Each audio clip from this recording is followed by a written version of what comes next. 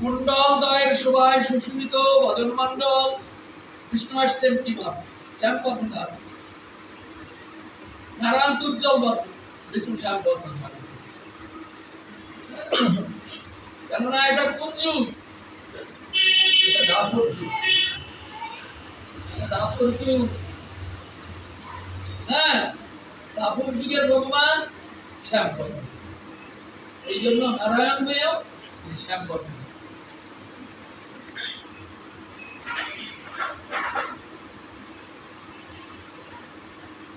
এবার বলছে ভাদ্র মাসের শুক্লপক্ষে শ্রবণা নক্ষত্র, প্রথমে আমি বলে নিয়েছি সংযুক্ত দ্বাদশী তিথিতে শ্রবণা নক্ষত্র যুক্ত দ্বাদশী তিথি, আজকে সেই তিথি।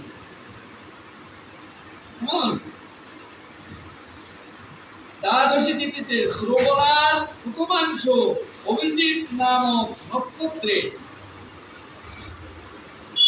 অভিজিৎ নামক নক্ষত্রে চন্দ্রের শ্রবণা সংযুক্ত অবস্থায় ভগবান বিষ্ণু আবির্ভূত হইলে, আজকে ভগবান বিষ্ণু আবির্ভূত হইলে এই দ্বাদশীর সঙ্গে ভাদ্র মাসে শ্রবণা নক্ষত্রের যুগে আজকে ভগবান বিষ্ণু আবির্ভূত হইলেন।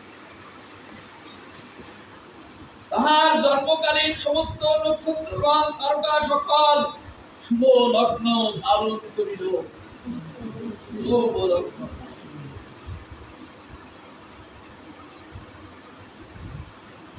তাহলে ভাদ্র মাসের শুক্লাপক্ষের শ্রবণা নক্ষত্র যুগে দ্বাদশীর সঙ্গে যুক্ত হওয়ায় আজকে ভগবান বামনদেবের আবির্ভাব হল। যে দ্বাদশী তিথিতে সূর্যোদয়ের মধ্যদিন অবস্থান ভগবান বামনদেব কখন আবির্ভূত হয়েছে ভাগবত বলে দিচ্ছে। হ্যাঁ, দেখতে হবে না, ভাগবত বলে দেবেন, ঠিক ঠিক কথা।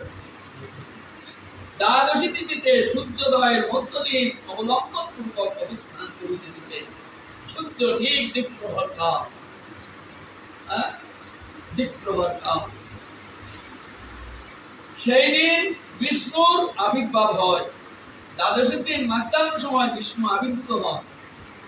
ইহা সকলে জ্ঞাত আছে, তারা জানেন না তাদের জন্য সেই দ্বাদশীকে বিজয়া দ্বাদশী বলে। এইটাই হলো এই জন্য বিজয়া দ্বাদশী। একদিকে দ্বাদশী, একদিকে ভগবান বামনদেব। এইবার কি হচ্ছে, এই আবির্ভাব তিথিটা কেমন সাজছে, আগে তিথিকে সাজাচ্ছে।